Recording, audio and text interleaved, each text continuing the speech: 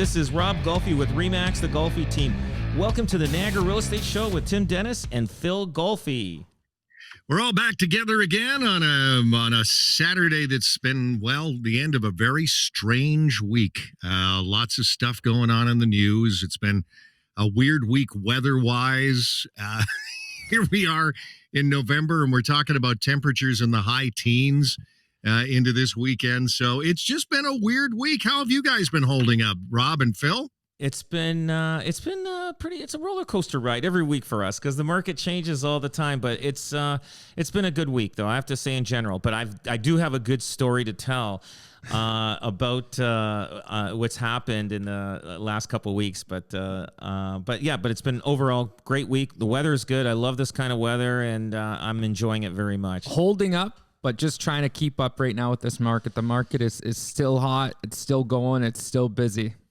You know, it's funny because the last, I don't know how many weeks we've talked, there's been, a segment on the program, no matter what, about how hot the prices are and the real estate market, et cetera, et cetera. The last week or so, it's leaked into the kind of what you would call the mainstream news.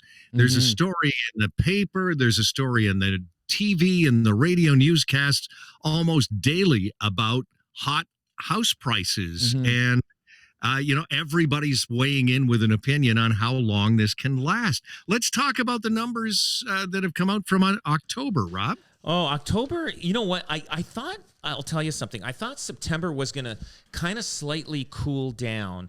And but it looked like it did a little bit in October. So I'm going to give you a number.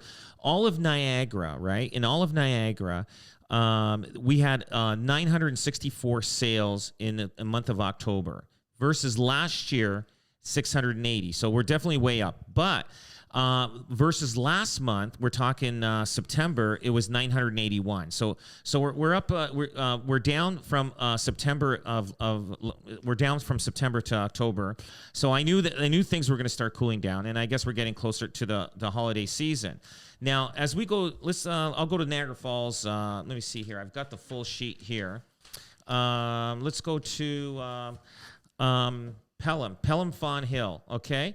So there were 42 transactions that were done in Pelham Fawn Hill last month in October versus 25 in 2019. Now, when we're talking about that, like we're in a very different year than any year, and it's kind of hard to compare month over month from last year of October, this year of October, because, we've had some things that happened this year, like with the COVID.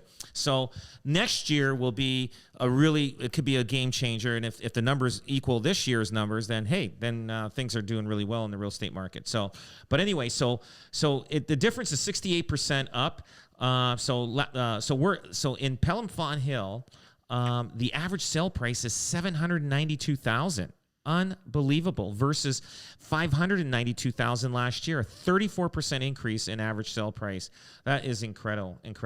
Now, Fort Erie was more of an area that was a little bit of a tougher market in the past years, but now it's coming on strong. So they had 79 sales in the month of October versus last year 53. So they're up 49% year over year in the number of units sold. But look at this, $523,474.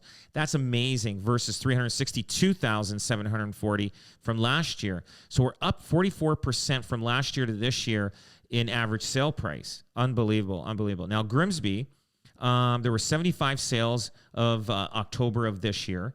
Versus October of last year, there was 51. So we're up 47%. Now, Grimsby right now, average sale price is $709,525. Last year, $655,614. We're up 8%, it shows here, from last year. And so Grimsby's climbing. It's getting to a point where it's getting a little bit pricey. So I think that's why the increase is just slight, because it's reaching its tipping point, peak point. In Niagara Falls, again, look at this. The numbers these Toronto buyers are coming over like the busloads. It's like immigration. They're going to probably have to slow down the Queen Elizabeth way. Last month in October, 194 transactions took place in October of 2020. In October of 2019, 111. We're up 75%. Unbelievable.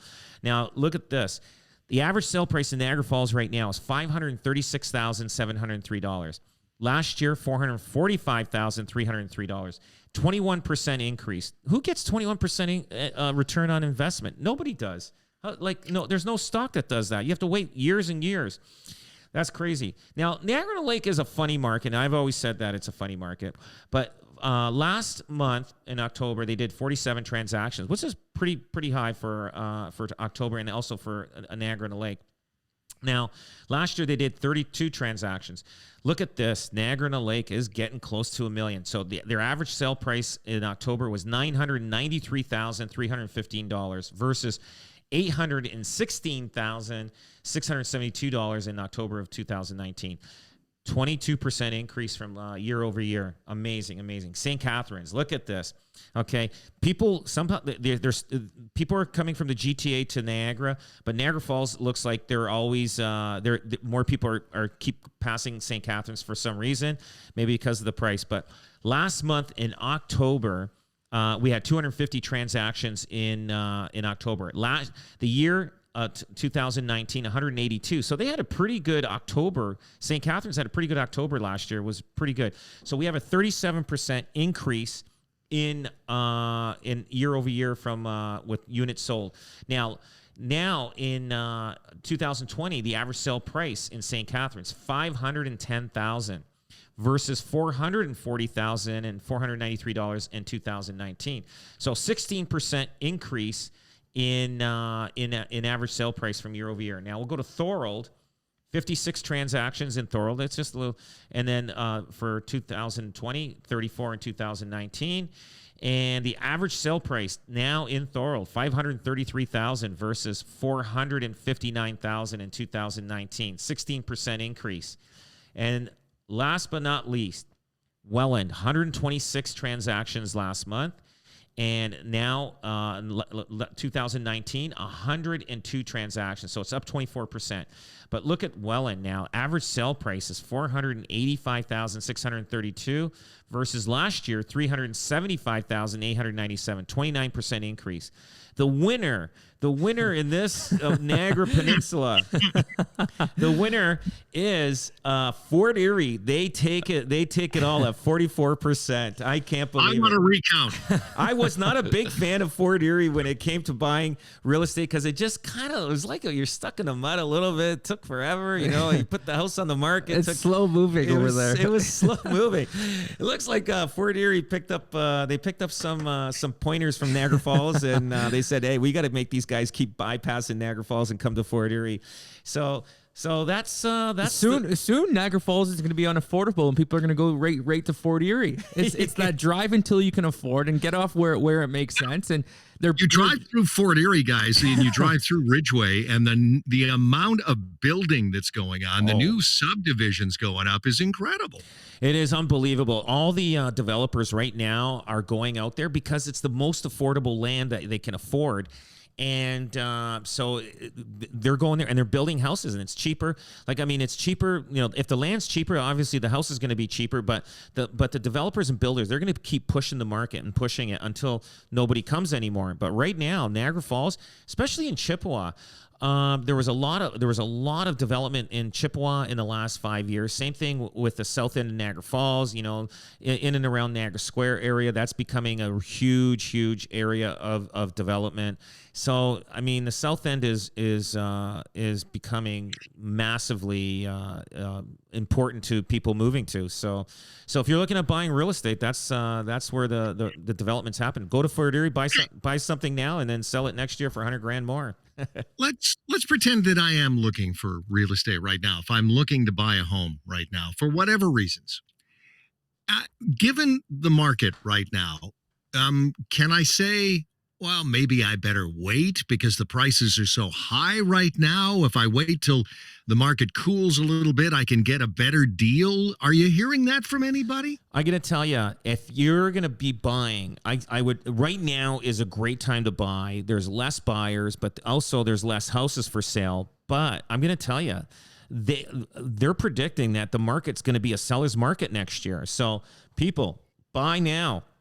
I'm telling you, don't feel like if you see something, I mean, you get a good realtor like somebody on the Golfi team, of course, and we'll do an analysis and see what the market is like. And next year, you're probably going to make $50,000 in equity just by the real year over year rolling over, like in 4 or 5 months, because they're predicting. I just read an article, and I think I have it here with us that we did. They predict that there's going to be a people that own houses are going to gain a lot of equity over the winter time because of next year's market, what they predict. So you're saying that if you're looking at selling a house, that you're going to be worth even more come springtime? I think if you have your house and you sell it next year, you are going to probably, and they're predicting, and they're predicting that the market's going to be good in the spring market next year. So I didn't know it was going to. Now this is everybody's given their prediction, right?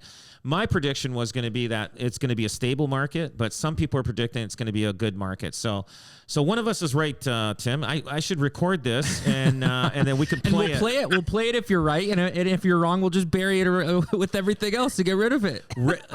Tim, I got a great idea. I'm just going to do a snapshot. Yes, I predict the market in the spring is going to be fantastic and it's going to grow more. Okay, hang on. This is the second thing. Tim, the market is going to be stable and it's going to be both a balanced market. Okay, so we got both of those. So yeah, both, and I will run them back out next spring when we run into the to the market numbers next spring. And then you could say to me, Rob, you were right. So one of those has got to be right. So anyway, but otherwise, they're predicting that the market will be doing very well. It'll be a seller's market next year. And next year, we don't know if COVID's still going to be in gear, but I think pretty well, I'd say 75 to 80% of the population is living life normal like it was. Even though, the only problems that we have there is that, the restaurants are struggling because they're not be able to do full capacity. The tourism market in Niagara Falls is going to have a big hit because of there's not the borders are closed and the tourism is going to be down. Travel around the world is down, so it's hard to tell what is going to happen next year because. I mean, we do have money being the government pouring money into pumping billions into it. Yeah, just trying to keep things going, which they've never done in the history in the last 100 years, especially like during the Depression. If they did that, maybe there wouldn't have been a depression in 1929, 1930. So we don't know. So, but we're hanging on and things are going smoothly. And it looks like, I say the majority of the people are working. I know there's people not working and they're going through some tough times. And I feel bad for you. And I hope things do work out and you get called back to work because I know it can be tough for you guys. So, just hang in there. Let me ask this question of both of you, of both Rob and Phil. We're always talking about low house inventories, right? Housing inventories. That's one of the things driving this is that there's more buyers than there are houses. There's got to be an awful lot of people sitting on homes that they've been thinking about selling, looking at the stories and listening to us talk about how the prices have gone up. Is there going to come a point in the next little while where they all start to say, I'm selling my house, and suddenly there will not be a low inventory. There'll be a bigger inventory?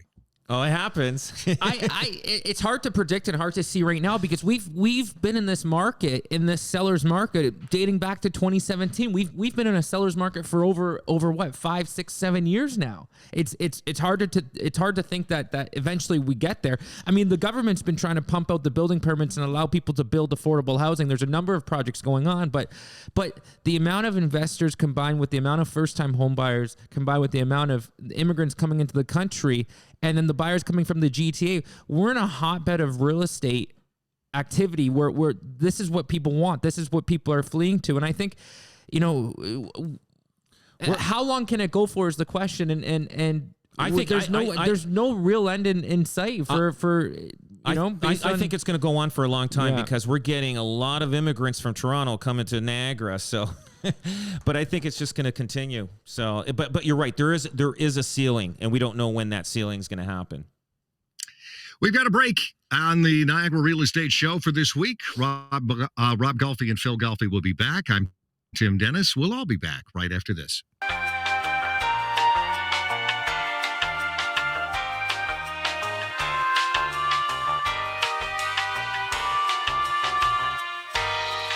It's the Niagara Real Estate Show, and I'm Tim Dennis along with Rob Golfi and Phil Golfi of the Golfi Team. You can call them anytime at 905-397-8386, or much easier than that, just go to their website at robgolfi.com, Golfi.com, and find out all you need to know about buying, selling, and any questions you may have.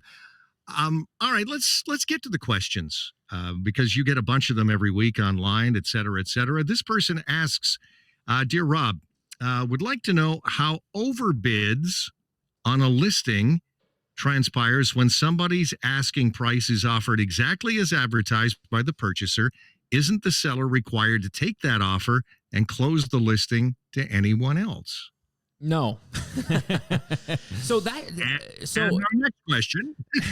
so there's a misperception. If somebody gives you exactly what you want in terms of price, in the end, the seller has to make the ultimate decision whether they want to sell the house or not. Somebody, and we've had it before. If they don't want to sign, they don't want to sign. Exactly. Yeah. We've had it before where a seller gets exactly what they want, the closing date that they want, but at the end of it, they get cold feet and they pull out prior to signing the official agreement. Like the agreement of purchase and sale. That's what I'm saying. The agreement of purchase and sale. So the seller doesn't have to sell their house unless they want to.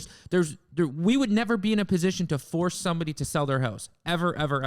It can come down to the 11th hour, and the seller can have an offer, and they can just simply refuse the offer and say, I don't want to sell anymore, no matter what the offer states. Okay. Now, and that's what a lot of people think. Well, you're asking $450,000. I'll come give you $450,000. What do you mean you're not going to accept my offer? Well, maybe the seller might have a goal in mind where they want to get more than the asking price, or they want to get a specific amount. But even with that offer, there's a lot of other things that come into the offer, and not just price, right? Specific closing date, conditions, deposit. So there's all Shadows, those, everything, inclusions, exclusions. Whether they're going to assume the hot water heater. So there's a lot of different variables into an offer other than just price, and just because you offer somebody the price that they're asking for, or the full amount asking price, the seller is not required to accept that deal, and they should not be, they'll never be put in a position to be forced to be accepting an offer. So, for instance, Tim, I had one in Niagara Falls not that long ago. We actually had their house up for sale. They were dying to get it sold, and we did sell it, and then they changed their mind. They like literally, we've got a firm deal, and so the sellers go like this to us. They go, Rob, I don't know if I think we're changing our mind. Things are changing in our life.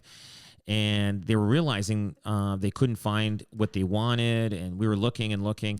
So we asked the buyers if they were interested in backing out of the deal, and the sellers were willing to pay $5,000 for their inconvenience and their of everything. So we actually managed to have both parties agree. The buyers did agree to release them from the contract, and everybody was happy. So there was nothing there. So I mean, we're always, us as realtors, we're there to help our clients as much as possible, whether putting a deal together or in that instance, and it doesn't happen often, accommodating, saying, listen, we really need the help of the buyers now to say, listen, they had a change of thought, even though it's a firm deal. Now, legally, the buyers, they could, if they didn't close, they could have been sued. But because both parties were on the same page and the buyers felt bad for the sellers, they said, and the buyers were willing to give them a release, and everything worked out. Does it happen often? Most times, I'll tell you, that's very rare. Where and also the realtors may not agree to it too, because they say, "Hey, listen, I did my job." To me, I know that my clients, they'll call me down the road, and I'm not there to take advantage of them. I'm there to help them, and that's what this is about. So anyway, so they're still living where they are, and they'll probably end up going up for sale maybe in a couple years from now. I think they were a little bit early on making the decision to move. So in other ways, it does happen that people want out, but even though somebody offers you full price for your house, it doesn't mean you have to take it.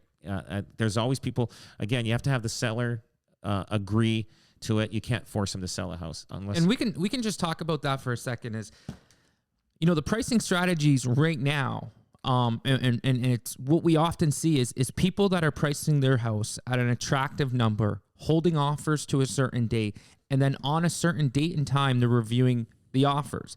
That pricing strategy is you know, to create a bidding war. It's very similar to eBay. Anybody who's who remembers buying or selling stuff on eBay, it's like they start the auction. The best way to get the most amount of money is start the auction at $1, and then in the end you set a date and time in terms of when that auction ends, and you see what the final sale price is. That's very similar to how people are pricing real estate in today's market. They're pricing at an attractive value. They're trying to get a lot of people through, a lot of showings. They're usually, you know, doing it over the weekend so the GTA buyers can come down, and on a certain date they're holding off.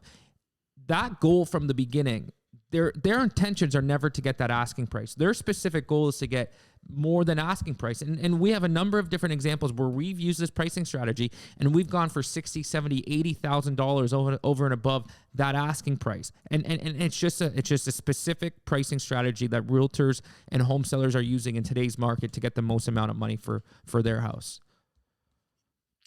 All right, I want to ask you guys a question that has come up from people asking me because they know I do this show with you every week. But how do you also talk to those two every kind of Saturday morning?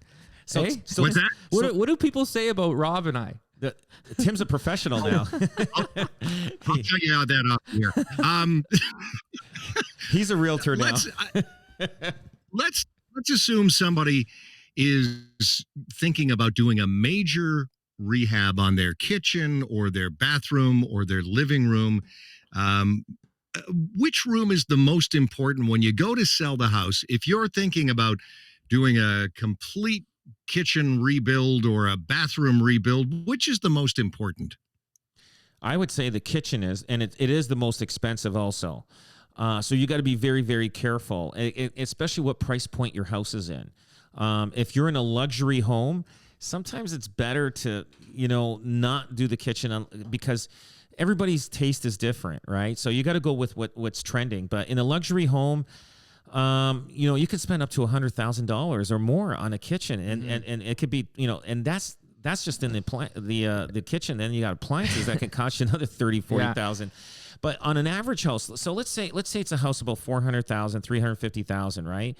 You know what? You can get a decent kitchen, from Home Depot or whatever, in Lowe's or whatever in Rona, to put in there that looks like it was professionally done, and because they have all different sizes that fix in there, and put that in there with the new flooring and decent countertops, and you can probably do that for about maybe $10,000, and your return on investment would be a lot greater doing that than getting a customized kitchen and spending a lot of money on appliances and everything. So it just depends what price point. So everybody, so be very careful on when you're thinking of renovating the kitchen to sell. Be careful on the price point, because if you got a luxury house, you better put the money in there, because if you don't, you might as well not have done anything, because then people are going to say it's that not a magic equation. In other words, that if you say spend $50,000 on a kitchen rehab and your house is, a $400,000 house, you're not necessarily going to be able to jack up the price on your place $50,000. Yeah, like it flips and flops. If you have a nice big luxury home, you need to put in a kitchen that is going to support that value. Right, so you want to go with the custom kitchen with the custom designs, and you want the rolling pantries and those updated features.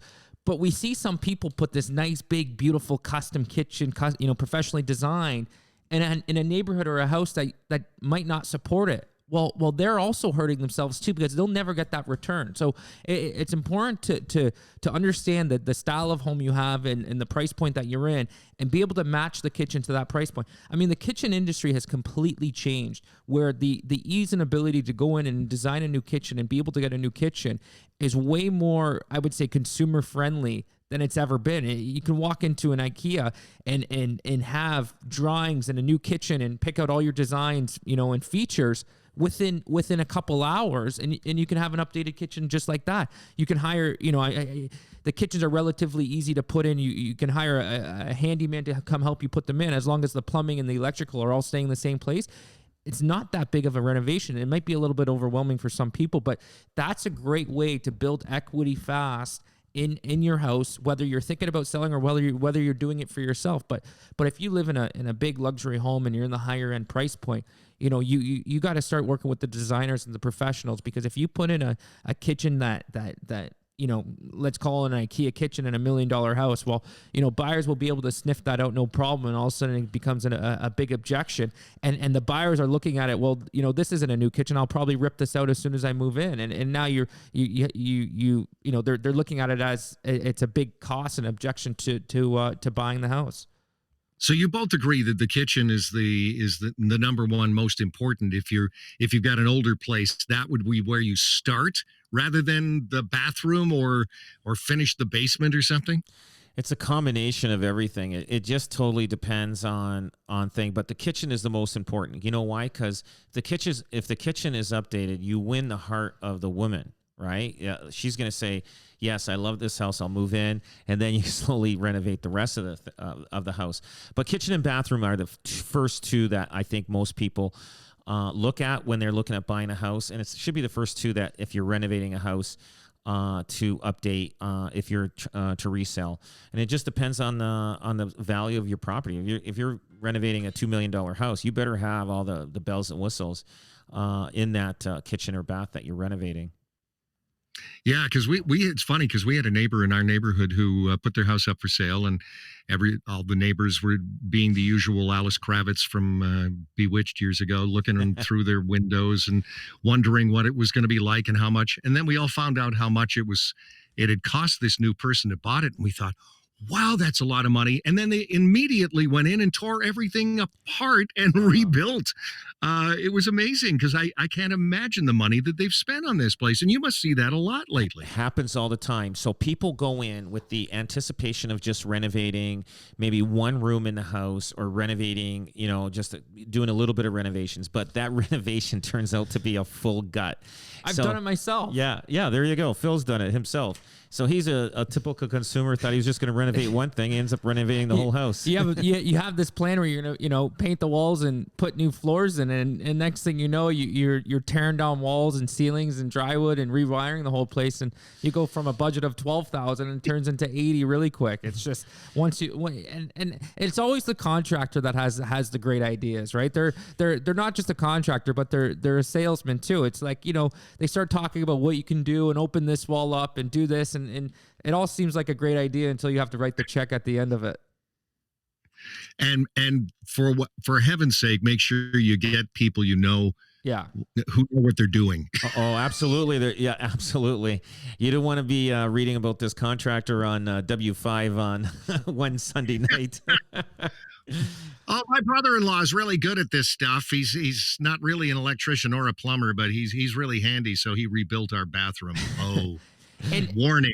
Yeah, big time. And people know, right? Like we've walked through enough houses that you can walk into a house and you can know if it's been professionally done immediately. And we've talked about this before. When you're walking through a house, your eyes are immediately drawn to the deficiencies in that room. You can have the nicest kitchen, you can have the nicest bathroom, but if the paint lines aren't right, or if the trim lines are off, or if the countertops are a little bit sideways, or the backsplash is this, your eyes are immediately drawn to the inefficiency. And that's why a contractor always says they know the little problems or the little things that they screwed up on, and it bothers them because that's everything that's the only thing that they see throughout the entire room. So it's important to get it professionally done, because you save yourself money and time down the road in terms of trying to fix those mistakes. Time for a break. We'll come back with a whole lot more of the Niagara Real Estate Show for this week with Rob Golfi and Phil Golfi. I'm Tim Dennis. Back in just a sec.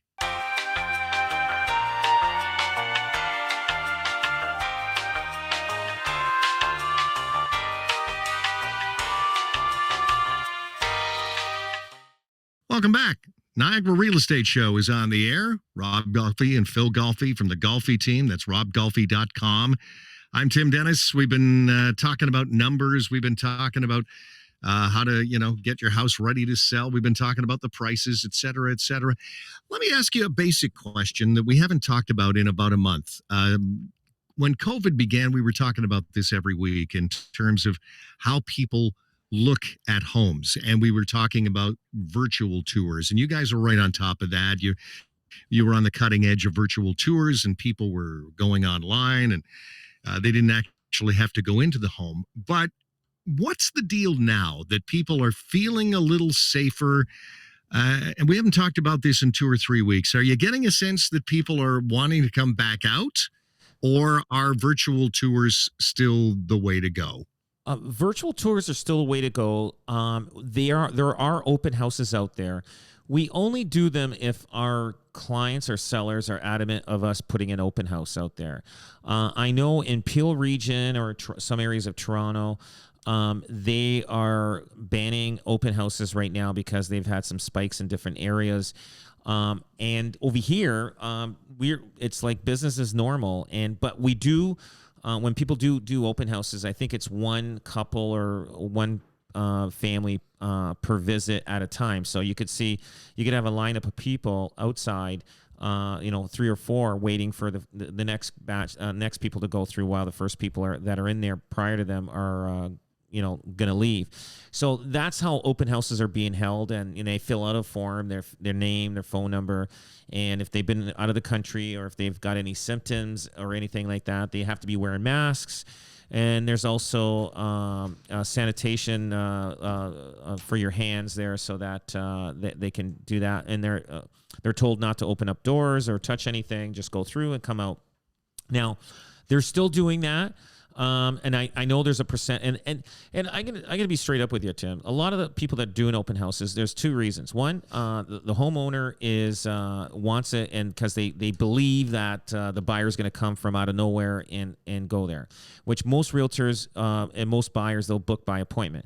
A lot of times realtors do it to pick up, they know there's buyers out there looking, and that's their way of picking up buyers so they can sell them a house. They're going to try to sell that house obviously first, but they'll sell them another house if that's not the one for them.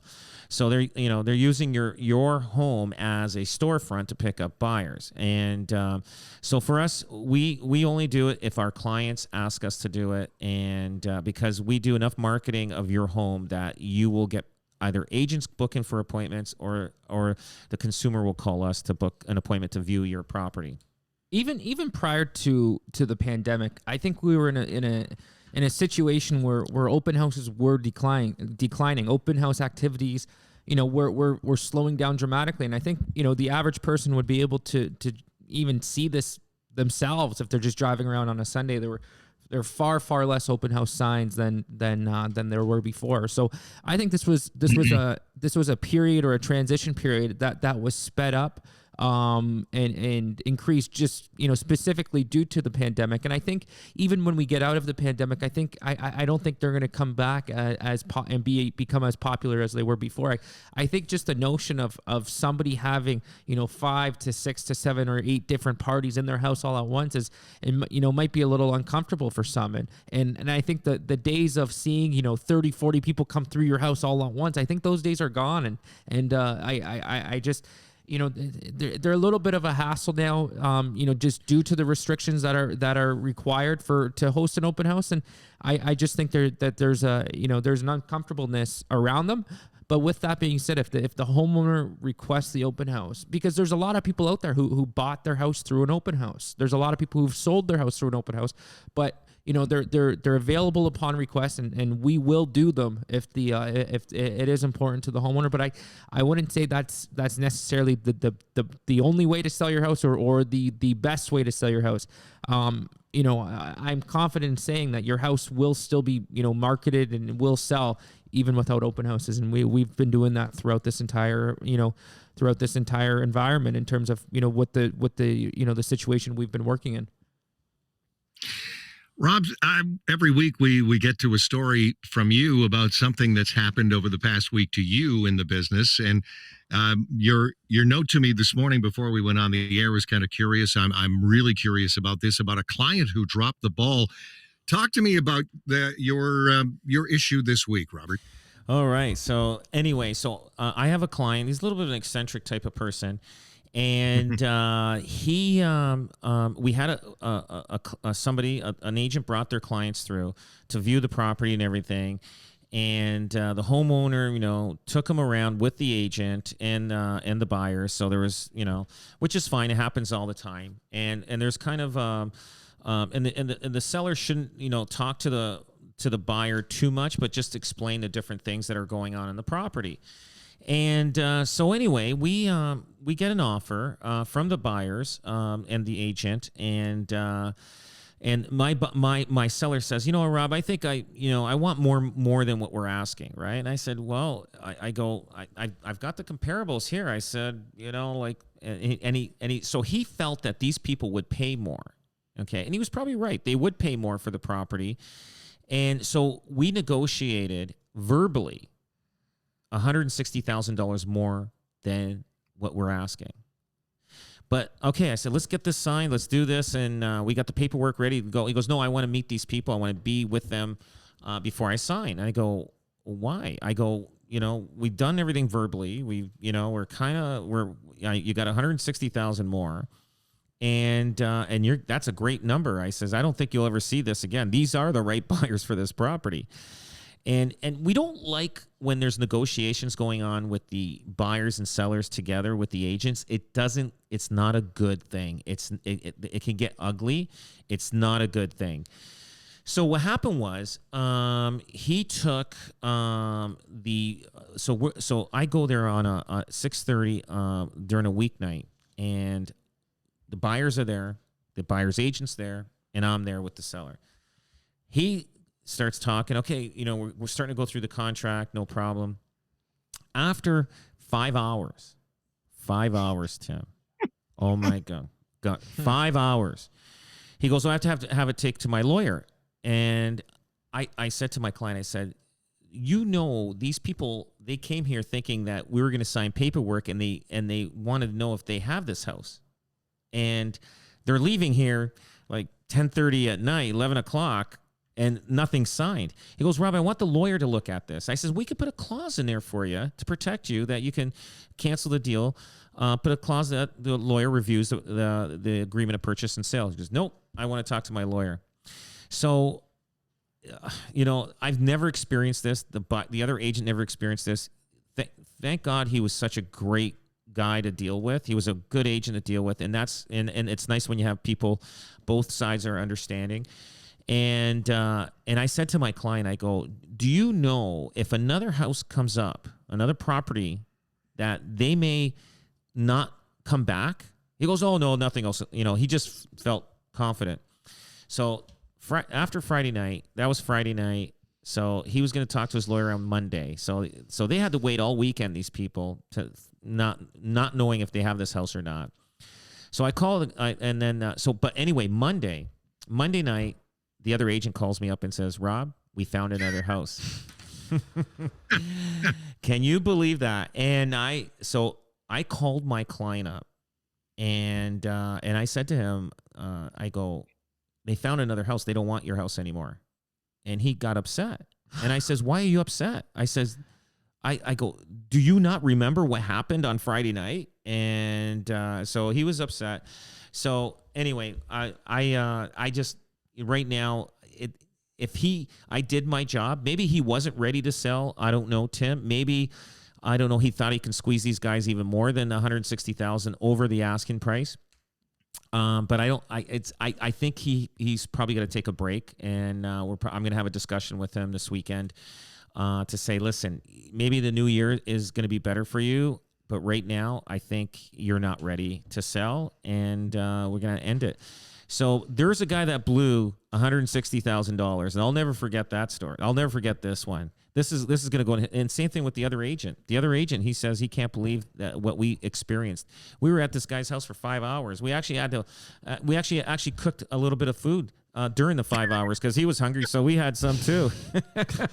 So anyway, but what I'm saying is I know sometimes agents, they feel like they're rushing you to sign something. They do this. People change their minds. The market changes. New houses come up on the market. So again, another house came up in the market, and guess what? This guy rolled the dice and he lost. He rolled the dice. Do not do that. And again, buyers and sellers should not be communicating with each other prior to agreement, purchase and sale signed. After that, that's fine because everybody's agreed and everybody's happy. But anyway, that was a story that I've never experienced in my life. And I'll tell you, Tim, I've sold a lot of homes. This is going to be one that I'll never forget. You know, how much do verbal contracts actually hold up at the end of the day? If you haven't signed anything, but you've, in the old terms, shaken hands on something, you've agreed on a price and you've agreed when the closing date should be, but there's nothing written down. How much does that actually hold up if you end up going to court? It doesn't. Yeah. It doesn't. Unless you have a text email that says, I agree to this price and both parties agree. It doesn't. So a lot of times, like if you watch the shows on TV, on HGTV, you see those guys negotiating.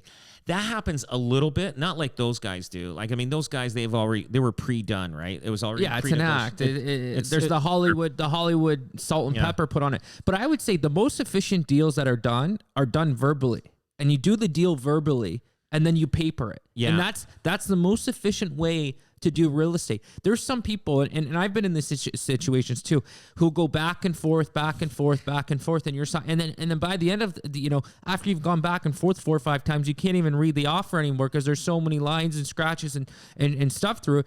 The most efficient way is each real estate agent being with their clients. You're going back and forth verbally, and then you paper the deal, and that's the deal. That's how you get deals done fast and quick, and you don't drag them on, because in this instance, there's been many times where a deal might carry into the next day, right? And now it's in the buyer's hands, and the buyer has to make the decision. Well, if there's another property that comes up, that buyer has no, they're not committed to that deal. It's in their hands. They can accept it if they want. Yeah. But guess what? While they have that deal in their hands, they're still on realtor.ca. They're still looking for other properties. They're still looking for other opportunities. And if there's one that comes up, they're going to be the first ones to jump on the new house. So you always want to go back and forth, try and get the deal done that night, and you don't want it to drag on because people lose interest. I was going to get into something. I want to once again get the email addresses and things, because I always run into people who have questions and they want to send you a question, and they may not be able to track you down on the phone right away. So what website can they go to? What email address can they send their questions to so we can bring them up on the program next week? They can send questions at golfiteam.com, questions@golfiteam.com. They can call us at 905-397-8386. Or they can go right on our website at robgolfi.com. It's Rob, GOLFI.com. And you'll get a hold of us no matter what. Just type in anything, and we'll try to answer any questions that you may have. And you can tweet us them too. Yeah. We're on Twitter. We're on Instagram. You can tweet us at Rob Golfi, and we'll be able to answer your questions right then and there, and we'll talk about it on the show. It's a 24/7 job for you guys, isn't it? I mean, real estate.